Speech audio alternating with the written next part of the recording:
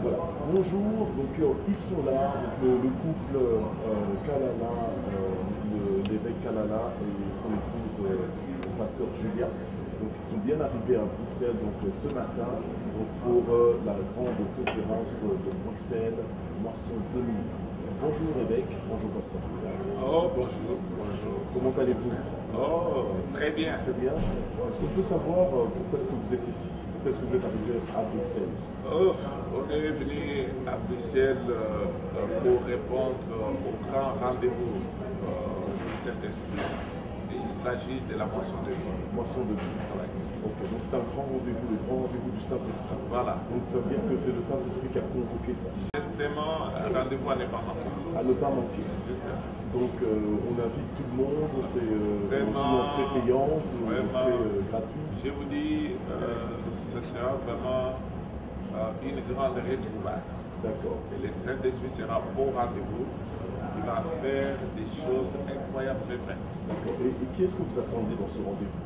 Dans ces grands rendez-vous, nous attendons tous les ministres de Dieu et nous attendons tous ceux qui servent les seigneurs dans l'église locale, c'est-à-dire qu'il s'agit des anciens, des évangélistes, des gagnants d'âmes, des intercesseurs, des musiciens, des protocoles, des diacres, des diaconesses, des partenaires, tout le monde qui a une fonction quelconque dans l'œuvre de Dieu, il est invité à cette.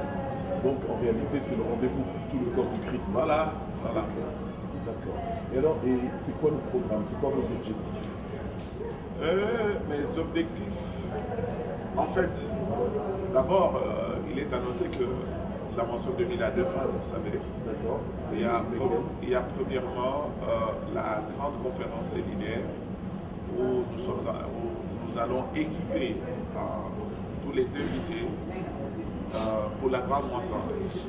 Et puis, deuxièmement, c'est la mise en pratique des enseignements ici à travers la campagne d'évangélisation.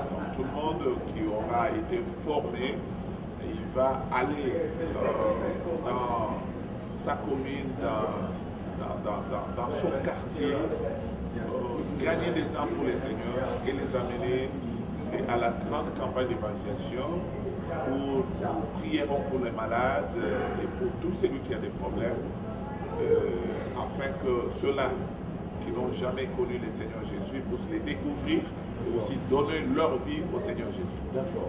Alors, vous appelez ça conférence de leader, mais si on n'est pas leader, est-ce qu'on peut venir? Qui n'est pas leader? Tout le monde est appelé à devenir leader. Quand on sert les seigneurs, on est toujours leader parce que, écoutez, Éphésiens chapitre 4, verset 11, nous descendons. La Bible dit que nous devons édifier les enfants de Dieu ou les corps de Christ, l'église du Seigneur, en vue de l'œuvre du ministère. Donc tout le monde qui a accepté Jésus est appelé à devenir leader, il est appelé à devenir ministre de Dieu. Donc il faut l'équiper à partir de maintenant. Il ne faut pas attendre longtemps pour l'équiper, on va le faire quand il est chaud.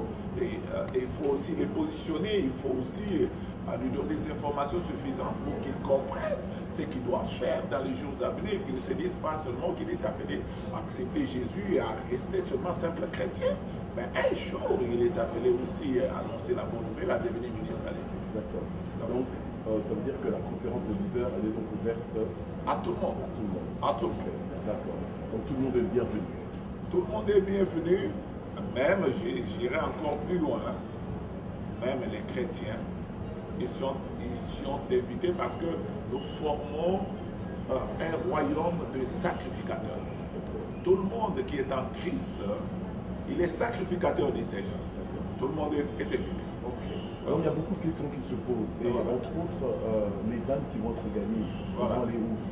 Ah, mais c'est pourquoi nous avons demandé aux hommes de Dieu d'être là très nombreux, parce que la moisson sera très grande, et on va envoyer toutes ces âmes-là dans les églises qui vont travailler avec nous.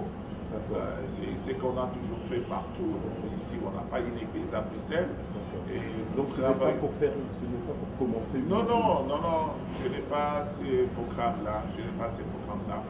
Normalement, nous avons toujours travaillé dans la mouvement 2000 de cette façon-là. Après le travail, toutes les âmes qui seront gagnées, on va les orienter dans les églises locales des pasteurs avec qui nous avons travaillé. D'accord, donc c'est donc important que les pasteurs, il faut qu'ils viennent, il faut qu'ils travaillent avec nous et que nous puissions travailler pour la réussite de la moisson 2000 parce que c'est pour leur bien. Et s'ils viennent avec leurs membres, et quand ces membres-là vont inviter les gens, et quand ces gens-là viendront, quand ils vont donner leur vie à Christ, ils vont rentrer dans l'église où se trouvent leurs amis. Et ce sont les pasteurs qui vont gagner. Et alors, et le programme, en fait, c'est de 18h à 22h, donc c'est quand même 4 heures. Ah oui, mais il faut savoir que la moisson 2000 est une école. C'est une école. C'est une école où il y a... Donc c'est 4 heures nécessaires. C'est très nécessaire. Nous avons beaucoup d'enseignements à donner, ou beaucoup de leçons à donner. Alors, vous savez, l'enseignement que nous donnons est systématique. Il y a même le livre là-bas. D'accord, donc il y aura de la littérature tout aussi est consigné à disposition. Oui, le Seigneur m'a aidé à écrire le livre de la moisson 2000 qui est prêt. Tout le monde qui en a besoin, il peut en acheter, arranger. À part ça, à part ce que je suis en train de faire, le Seigneur m'a fait grâce. Je suis écrivain. J'ai écrit 6 livres, parmi lesquels le livre de la moisson 2000. Alors évêque, pour terminer, je veux juste poser une dernière question par rapport à la moisson 2000. En fait, elle a commencé quand et pourquoi à Bruxelles cette année? Et la moisson 2000, c'est depuis l'an 2000 que nous avons commencé la première édition de la moisson 2000 à Kinshasa, au palais du peuple de Kinshasa, dans la grande salle du congrès de ces temps-là. Aujourd'hui, salle de l'Assemblée nationale. On a organisé la conférence là et la campagne était à l'esplanade du palais du peuple.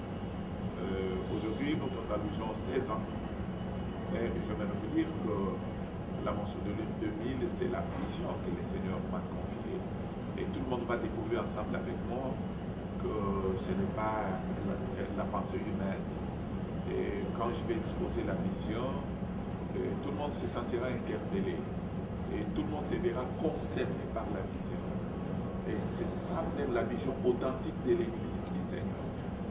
Alors, toutes les éditions de moisson 2000 que je suis en train de tenir à travers le monde m'ont été recommandées par les seigneurs. Je n'ai jamais fait un programme personnel ou un programme parce que les gens m'ont invité. Mais les seigneurs m'envoient toujours. C'est comme aussi le programme de la moisson 2000 à Bruxelles. C'est le Seigneur qui m'a envoyé. Voilà pourquoi j'ai dit que je suis venu répondre au grand rendez-vous du Saint-Esprit. Donc le Saint-Esprit sera vraiment au rendez-vous, il sera à l'œuvre. Et les hommes de Dieu de la Belgique et tous ceux qui viendront, ils béniront les seigneurs de ce qui va se passer. D'accord. Eh bien, merci beaucoup, cher évêque, et merci beaucoup, pasteur Julia. Merci d'être là. Et je pense que nous allons tous qui vous suivons, nous allons répondre à ce rendez-vous du Saint-Esprit. Vraiment, nous les souhaitons. C'est donc du 18 au 24 avril, de 18h à 22h. Et 54 rue de Birmingham à Bruxelles. Voilà. Le thème de la grande conférence des leaders, c'est la gloire de la deuxième maison sera plus grande que celle de la première. Agir chapitre 2, verset 9. Donc, si vous voulez bien comprendre ça, c'est pour vous expliquer, pour comprendre comment la gloire de la deuxième maison sera plus grande que celle de la première. Et c'est quoi la deuxième maison? C'est quoi la première maison? Alors, venez très nombreux pour découvrir ce que le Seigneur fait accomplir dans son église, l'église du 3e millénaire. Merci.